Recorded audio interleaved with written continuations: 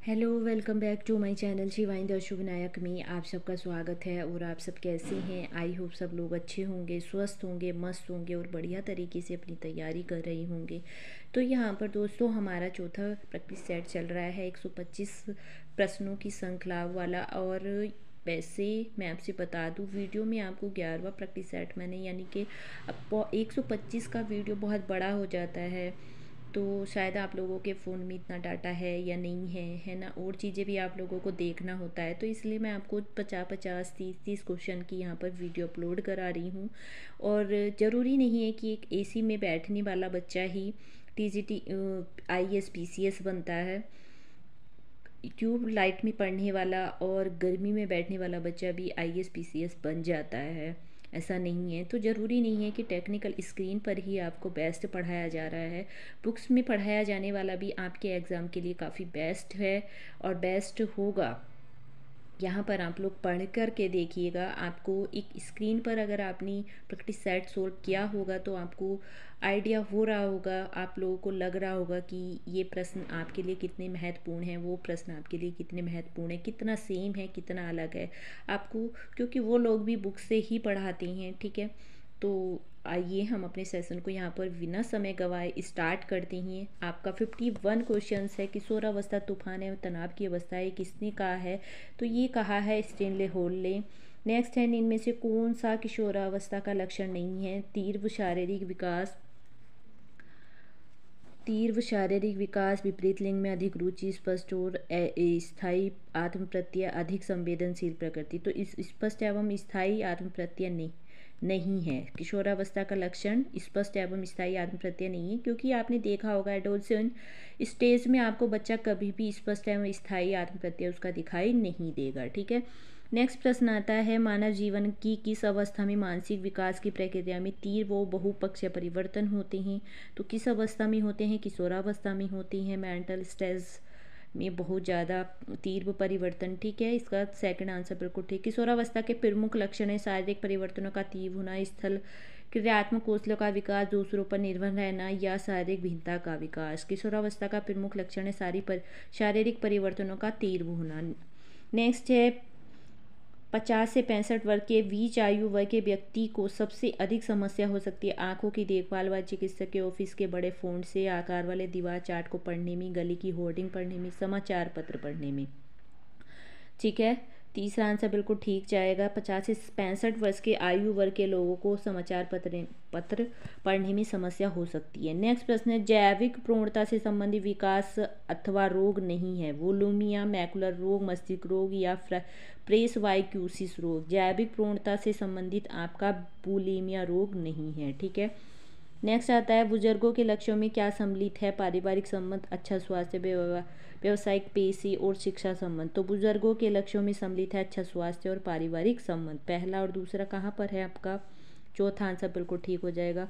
Thorndike का माध्यमिक नियम किससे संबंधित है? तत्परता का नियम, बहु प्रतिक्रिया का, अभ्यास का, प्रभाव का। बहु प्रतिक्रिया का नियम माध्यमिक नियम से संबंधित है। बाल विहार प्रकार के पूर्व स्कूली कार्यक्रम की स्थापना किसके द्वारा की गई थी? Maria Montessori, Friedrich Froebel, Russell. तो बाल विहार किंडरगार्टन की जो स्थापना की गई थी वो फ्रोबेल के द्वारा की गई थी। पुनर्वलन का सिद्धांत संबंधित है पोवलोव से, स्किनर से, कोहलबर्ग से, थॉर्नडाइक से। तो पुनर्वलन का सिद्धांत किससे संबंधित है? स्किनर से।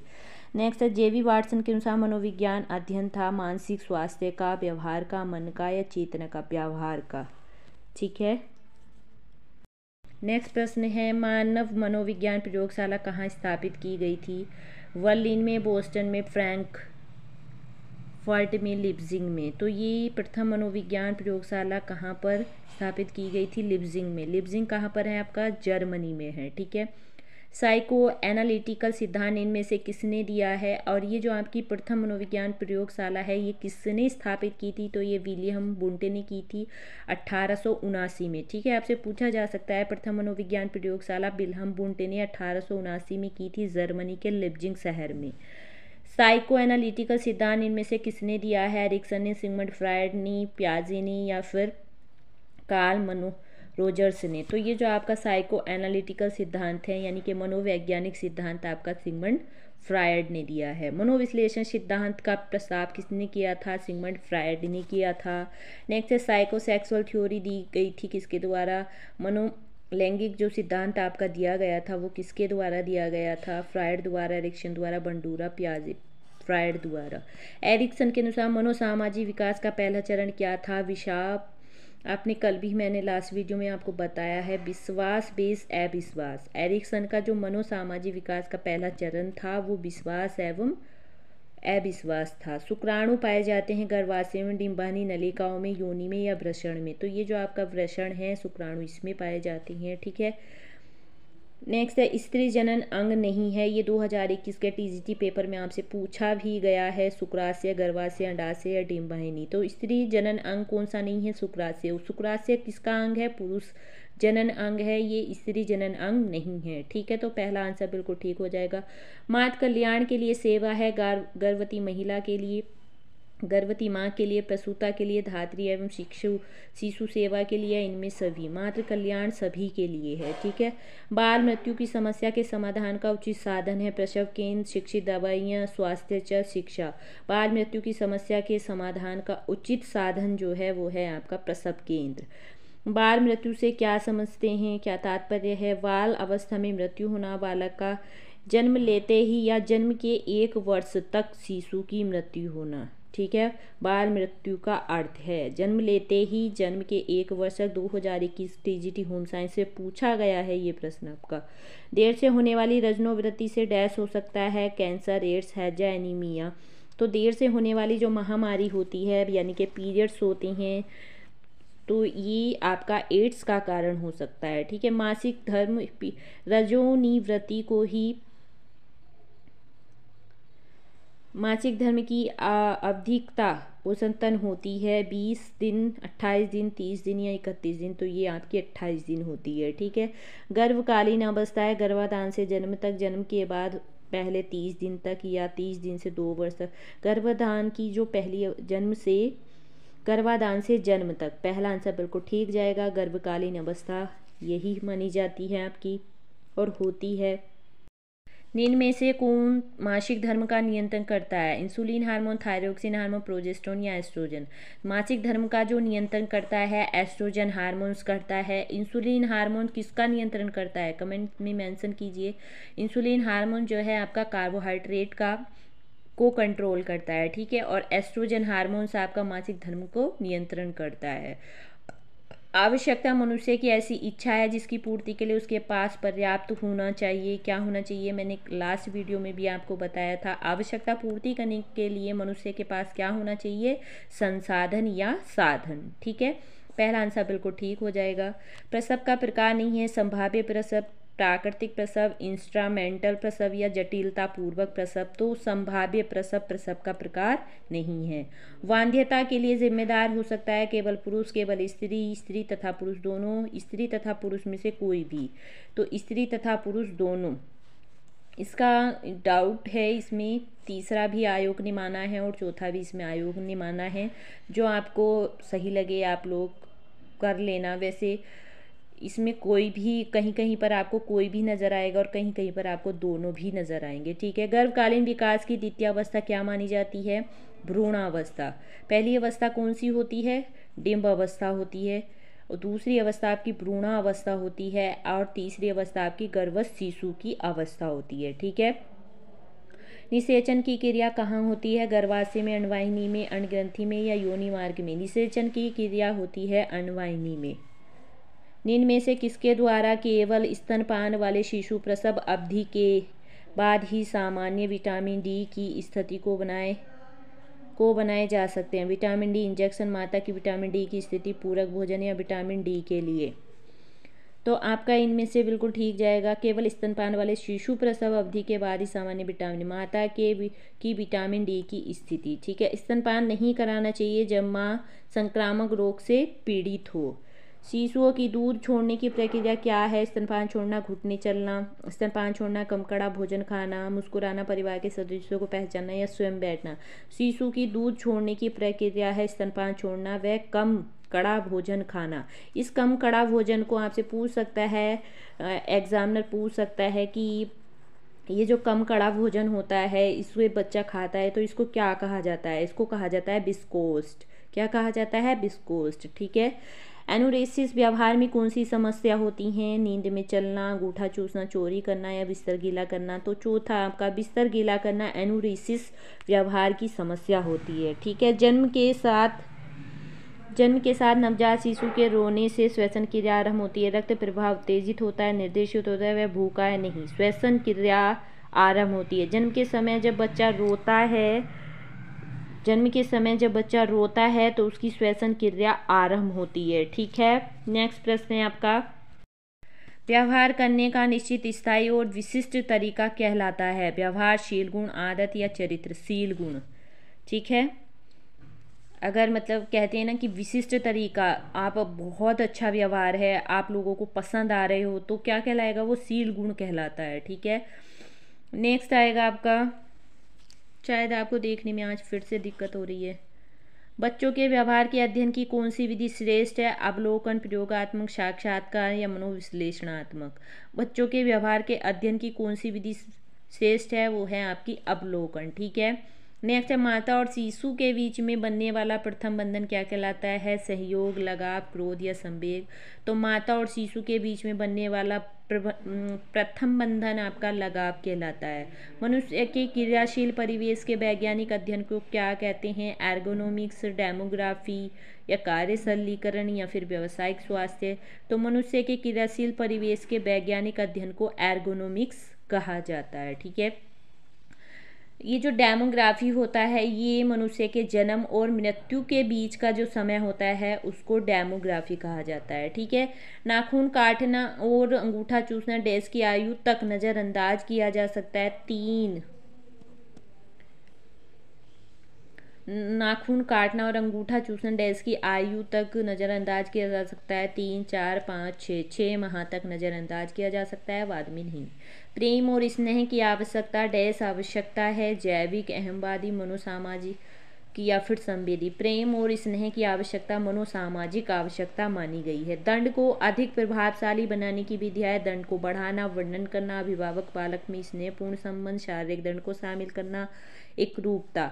दंड को बढ़ाना भी नहीं चाहिए, ये भी इसकी विधियाँ नहीं होगी, वर्णन करना भी नहीं चाहिए। इसमें अभिभावक बालक के स्नेहपूर्ण संबंध को समझे, तीसरा होगा बिल्कुल राइट।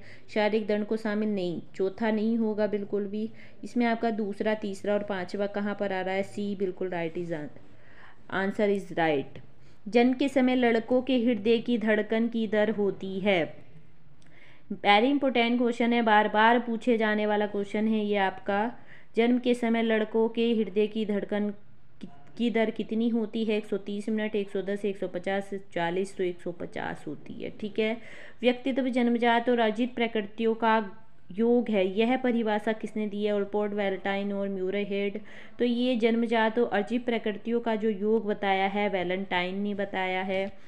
निरंतर भग्नाशा की स्थिति में व्यक्ति के व्यक्तित्व पर क्या प्रभाव पड़ता है, निरंतर भग्नाशा की स्थिति क्या होता है, निगेटिविटी, मतलब आपका मन नहीं लगता है, आप अपने आप को कोसते रहते हो, आपके अंदर बिल्कुल भी मतलब आपका किसी कार्य में कोई मन नहीं लगता, और मैं ऐसा, मैं वैसा, मैं गरीब हूँ, मैं ये हूँ, बहुत सारी चीज़ें आपके मन में चलती रहती हैं। तो उन सबको क्या कहा जाता है, निगेटिविटी थॉट कहा जाता है।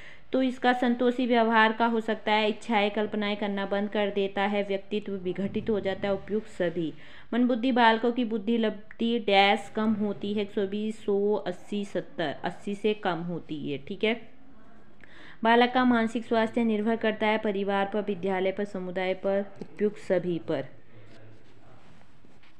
नेक्स्ट प्रश्न है, बुद्धि लब्धि IQ का समीकरण किसने विकसित किया था, स्टर्ने, विने ने, टर्मन ने, स्पीयरमैन ने। IQ का जो समीकरण दिया था वो टर्मन ने दिया था। ठीक है। नेक्स्ट प्रश्न है, गार्डनर की बहुबुद्धिमत्ताओं में समाविष्ट है भाषाई, संगीतिक, नाटकीय, अंतर्व्यक्तित्व या पारस्परिक। गार्डनर की बहुबुद्धिमत्ताओं में समाविष्ट है आपकी भाषाई और संगीति, तो इसमें पहला, दूसरा और चौथा कहाँ पर है, ये आपका दूसरा आंसर बिल्कुल ठीक हो जाएगा। ध्यान से सुनने की क्रियाओं को सही क्रम में लिखिए। समझना, याद रखना, ग्रहण करना, मूल्यांकन करना या प्रतिक्रिया करना। ध्यान से सुनने की क्रियाओं को सही क्रम में लिखिए, तो इसमें आपका आएगा याद रखना भी होगा। सबसे पहले आएगा आपका याद रखना, फिर आएगा समझना, फिर आपका आएगा ग्रहण करना, फिर आपका आएगा प्रतिक्रिया करना और फिर लास्ट में आएगा आपका फीडबैक, इवैल्यूएशन आएगा। ठीक है, मूल्यांकन करना। जब हम हर चीज़ को अच्छे से सुन लेते हैं फिर उसके बाद उसका मूल्यांकन किया जाता है, तो इसमें दूसरा आंसर बिल्कुल राइट हो जाएगा आपका। बुद्धि के विकास को प्रभावित करने वाला तत्व नहीं है वंशानुक्रम, धार्मिक मान्यताएं, व्यवसाय, प्रजाति या विभिन्नताएं। तो बुद्धि के विकास को कौन सा तत्व प्रभावित नहीं करता है, तो वो है आपका धार्मिक मान्यताएं। ठीक है, नेक्स्ट है बुद्धि के एक तत्व सिद्धांत के प्रतिपादक थे, कौन थे? एल्फ्रेड बी ने। एक तत्व सिद्धांत किसने दिया था? एल्फ्रेड बी ने दिया था। बुद्धि लब्धि की गणना का सूत्र किसको माना जाता है? मानसिक आयु बटे वास्तविक आयु गुणा 100। बुद्धि लब्धि की जो गणना का सूत्र होता है ये होता है। ठीक है, किसी की अगर आपसे पूछा जाएगा कि उसकी मानसिक आयु 4 है और वास्तविक आयु उसकी 6 है, इस तरीके से आपको 4/6 गुणा 100 कर देना है और उसकी मानसिक आयु और वास्तविक आयु आपको निकाल लेनी है। ठीक है, गिलफोर्ड के मॉडल के अनुसार मानव बुद्धि को विभाजित किया जा सकता है 60 कारकों में, 120 कारकों में, 180 कारकों में या 220 में। तो इसका आंसर बिल्कुल ठीक होगा। गिलफोर्ड के मॉडल के मानव बुद्धि को विभाजित किया गया था 180 कारकों में। ठीक है, 2 वर्ष की अनन्या किसी भी 4 पैर वाले प्राणी को डॉगी कहती है। वह भाषा त्रुटि कर रही है जिसे कहते हैं अंडर एक्सटेंशन, ओवर एक्सटेंशन या फिर अंडर रेगुलराइजेशन या फिर ऑपरेशनल। तो इसको कहा जाता है कम संयमित। ठीक है, अंडर रेगुलराइजेशन इसको कहा जाता है। नवोदय विद्यालय का मुख्य प्रायोजन निम्नलिखित में से किसको शिक्षित करना है? ग्रामीण प्रतिभावान छात्रों को, शहरी छात्रों को, पिछड़े हुए छात्रों को या फिर बालिका छात्रों को? पिछड़े हुए छात्रों को। नवोदय विद्यालय का मुख्य प्रायोजन निम्नलिखित में से किसको शिक्षित करना है? ग्रामीण प्रतिभावान छात्रों को। जो ग्रामीण में आपने देखा होगा बहुत इंटेलिजेंट बच्चे होते हैं, बहुत तेज बच्चे होते हैं, उनका ही नवोदय विद्यालय का पेपर जो लोग क्वालिफाई कर लेते हैं। तो ये जो नवोदय विद्यालय की शिक्षा चलाई जा रही है मुख्य रूप से ग्रामीण प्रतिभावान छात्रों के लिए चलाई जा रही है। ठीक है, प्रमाणन अधिकारी द्वारा प्रमाणित किसी व्यक्ति की 40% से अधिक उल्लेखित आवश्यकता को कहा जाता है? अनेक क्षमता वाला व्यक्ति, डेवलपमेंट क्षमता वाला व्यक्ति या फिर आपका 40% से अधिक उल्लेखित आवश्यकता को कहा जाता है क्षमता वाला व्यक्ति या फिर गंभीर क्षति वाला व्यक्ति। तो बेचमार या क्षमता वाला व्यक्ति आपका आएगा। ठीक है, समूह के साथ अनन्य क्रिया करने में समस्या या अपनी इच्छाओं और आवश्यकताओं को बता पाने में समस्या वाले बच्चों को डैश कहा जाता है? अंतःकारी समस्या, बाह्यकारी समस्या, सामान्य वृद्धि या उपयुक्त सभी। तो इसमें आपका आंसर हो जाएगा सामान्य वृद्धि। एटीपी का विस्तार करें। Adenosine triphosphate, arginine triphosphate. Very important question है। एटीपी कहाँ पर पाया जाता है आपका? एटीपी आपका माइटोकॉन्ड्रिया में ऊर्जा के रूप में संचित रहता है और इसको कहते हैं एडिनोसिन ट्राइफॉस्फेट। ठीक है, डैश स्वयं प्रतिलिपिकारी है, लाइसोसोम, माइटोकॉन्ड्रिया या गोल्गी संरचना आपकी या फिर केंद्र। तो इसमें आपका राइट आंसर हो जाएगा माइटोकॉन्ड्रिया स्वयं प्रतिलिपिकारी होता है। ठीक है, माइटोकॉन्ड्रिया की खोज किसने की थी? जरा कमेंट में मेंशन कीजिएगा और कब की थी। कोशिका झिल्ली के लिपिड द्विपरत में फास्फोलिपिड्स होते हैं। जलवीरू, जलप्राय, 1, 2 दोनों, इनमें से कोई नहीं। तो इसमें आपका आंसर हो जाएगा 1, 2 दोनों। जलवीरू भी होता है और जलप्राय भी होता है। कोशिका का शक्ति निवास किसको कहा जाता है? यानी कि कोशिका का सेल्स का पावर हाउस किसको कहा जाता है? माइटोकॉन्ड्रिया को कहा जाता है। और इसकी खोज कोतरिक ने की थी 1680 में। ठीक है, विशिष्ट पदार्थ के प्रति ऊतकों की प्रतिक्रिया डैश कहलाती है? एक्जिमा, एलर्जी, फीटस और टेटनेस। तो आपकी विशिष्ट पदार्थ के प्रति ऊतकों की प्रतिक्रिया एलर्जी कहलाती है। कीटाणु कोशिकाएं किस जिस प्रक्रिया द्वारा बनती हैं उसे क्या कहते हैं? म्यूसिस, माइटोसिस, ओवोल्यूशन, क्रोन्सिंग, गोबर। कीटाणु कोशिकाएं जिस प्रक्रिया द्वारा बनती हैं उसको म्यूसिस कहती हैं। काफ़ी समय के बाद अचानक व्यायाम करने के दौरान मांसपेशियों में ऐंठन क्यों होती है? एसिटिक एसिड के उत्पादन के कारण, लैक्टिक एसिड के उत्पादन के कारण मांसपेशियों में ऐंठन होती है और उसी के दौरान आपको थकान महसूस होती है। ये प्रश्न आपका 2021 में पूछा जा चुका है टीजीटी होम साइंस में। ठीक है, वेरी इंपॉर्टेंट क्वेश्चन है। इसी से रिलेटेड किसी भी प्रकार से एग्जामिनर आपसे पूछ सकता है। नेक्स्ट प्रश्न है, बैठने और खड़े होने की स्थिति में शरीर का संतुलन बनाने के लिए आवश्यक मांसपेशी हैं? कंकाल मांसपेशी, कोमल, हृदय। तो बैठने और खड़े होने की स्थिति में शरीर का संतुलन बनाने के लिए आवश्यक मांसपेशी है कंकाल मांसपेशी। नेक्स्ट है, दांतों को कितने भागों में विभाजित किया जा सकता है? दांतों को 4 भागों में विभाजित किया जा सकता है। ठीक है, वैसे तो आपके जो प्रकार होते हैं वो 2 ही होते हैं, स्थायी और अस्थायी, लेकिन भागों में जो विभाजित किया जा सकता है वो 4 भागों में विभाजित किया गया है। आपका एक इंसीजर होता है, कैनिन्स होता है, प्रीमोलर और मोलर। ठीक है, 4 प्रकार के होते हैं। और अस्थायी दांत कितने होते हैं? 20 होते हैं। स्थायी दांत आपके 32 होते हैं। इंसीजर कितने होते हैं? कैनिन्स कितने होते हैं? इंसीजर आपके 6 6 दूनी 12 होते हैं। कैनिन्स आपके 8 होते हैं। प्रीमोलर आपके 12 होती हैं। और 8 12 12 दूनी 24,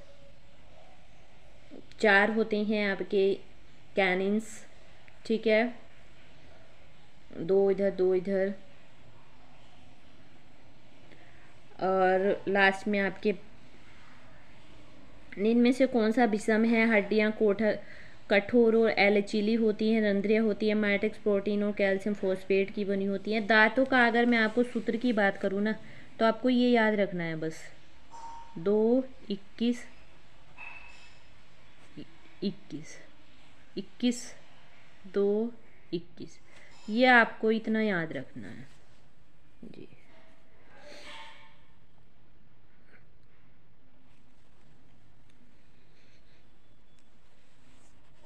इसी के अकॉर्डिंग, इस सूत्र के अकॉर्डिंग आप दांतों के भागों को निकाल, दांत मतलब किस भाग में कितने दांत पाए जाते हैं, आराम से आप लोग निकाल सकते हो इसको।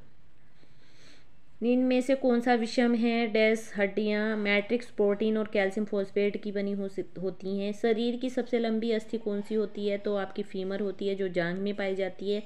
और सबसे छोटी अस्थि जो होती है आपकी स्टेपीज होती है, जो कि आपके कान में पाई जाती है। अस्थि के ऊतकों की कठोरता किस फॉस्फेटेज और कार्बोनेट्स के कारण होती है? कैल्शियम और सोडियम, कैल्शियम और मैग्नीशियम, मैग्नीशियम और सोडियम, मैग्नीशियम और पोटेशियम।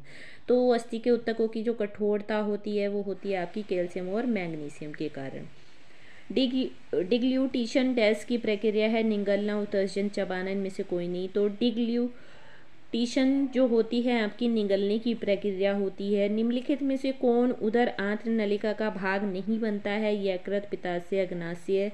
तो ये आपका हो जाएगा उपयुक्त सभी। आंत्र नलिका के भाग तीनों ही नहीं बनते हैं। ठीक है, लार में आपका आएगा, लार में पानी की मात्रा कितनी होती है? तो लार में पानी की मात्रा होती है 99.27%। वेरी इंपॉर्टेंट क्वेश्चन है ये भी और ये भी। उदर आंत नलिका की आधारभूत प्रेरक गति डैश कहलाती है? तो उदर नलिका की आधारभूत प्रेरक गति जो कहलाती है आपकी पेरिस्टाल्सिस कहलाती है। ठीक है, भोजन का चबाया जाना डैश कहलाता है? पाचन, पीसना या मास्टिकेशन। तो भोजन का चबाया जाना कहलाता है पीसना। ठीक है, और ये जो आपके दांत है ना, इसमें आपको ये भी याद रखना है कि इंसीजर का कार्य क्या होता है, कैनिन्स का कार्य क्या होता है, कूटना, पीटना, पीसना, काटना, है ना, चीरना, फाड़ना। ये चीज़ें भी आपको अच्छी तरीके से याद रखनी है। और ये दांतों के बारे में आपसे ज़रूर पूछा जाएगा, ये बहुत ही इंपॉर्टेंट टॉपिक है। और मैं आपको नेक्स्ट वीडियो में दांतों की पूरी डिटेल्स आपको बता दूंगी कि स्थायी दांत कितने होते हैं, स्थायी कितने होते हैं, कैनिन्स कितने होते हैं, प्रीमोलर कितने होते हैं, मोलर कितने होते हैं, इंसीजर कितने होते हैं, है ना, कृदंत किसको कहते हैं, भदनक किसको कहते हैं। ठीक है, तो ये सब मैं आपको बता दूंगी। और इसमें कितने कितने आपके दांत पाए जाते हैं और इनका सूत्र क्या है, मैं आपको सारा बता दूंगी। बस आप मेरे साथ बने रहिएगा और अपना प्यार और अपना साथ बनाए रखिएगा। वीडियो आपको कैसा लगा कमेंट में मेंशन ज़रूर करें। और यहीं पर मैं अपनी वीडियो का एंड करती हूँ। वीडियो पर नई हैं चैनल पर तो चैनल को वीडियो को लाइक कर देना है, चैनल को सब्सक्राइब कर देना है। Thank you.